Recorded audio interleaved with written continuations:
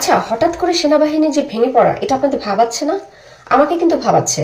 সেদিন যখন ভিডিওটা দেখলাম যে সেনাবাহিনীর একজন কর্মকর্তা সন্ত্রাসীদের কাছে সময় চাইছে, তখনই আমার কাছে একটু ডাউট হয়েছে। আজকে আমি একটু কিছুটা ক্লিয়ার হলাম। আমার কাছে অনেকগুলি প্রশ্ন আসছে, আমি প্রশ্নগুলো আপনাদেরকে বলি, দেখেন আপনাদের সাথে মিলে কিনা।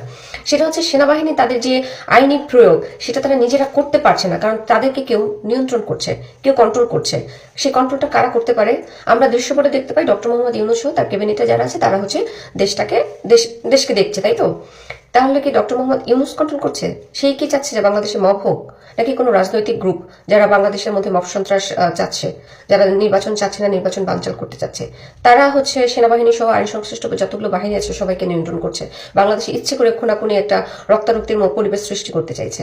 নাকি ইন্টারন্যাশনাল কোনো টেররিস্ট এটার সাথে ইনক্লুডেড? নাকি আন্তর্জাতিক পর্যায় থেকে কোনো দিক নির্দেশনা আছে? আর সেই দিক নির্দেশনা যদি থাকে, তাহলে সেটা কি?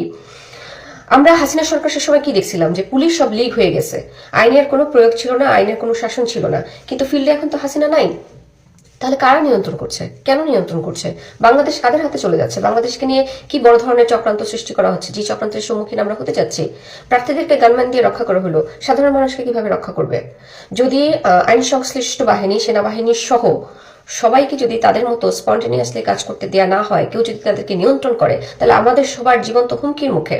সাধারণ মানুষকে আমি বলবো যে দেখেন, শুধুমাত্র সরকার বা হচ্ছে আইন সংশ্লিষ্ট বাহিনীরই কাজ হচ্ছে দেশকে রক্ষা করা তা না, আমাদেরও দায়িত্ব আছে। আমাদেরকে যার যার জায়গা থেকে সচেতন থাকতে হবে, চোখ কান খোলা রাখতে হবে, এবং হচ্ছে আমাদের প্রত্যেকটা জিনিসের জন্য প্রশ্ন তুলতে হবে, কথা বলতে হবে, প্রতিবাদ জানাইতে হবে, এবং যার যার জায়গা থেকে একটা এমন পরিস্থিতি সৃষ্টি করতে হবে যাতে কোনো সমস্যা হলে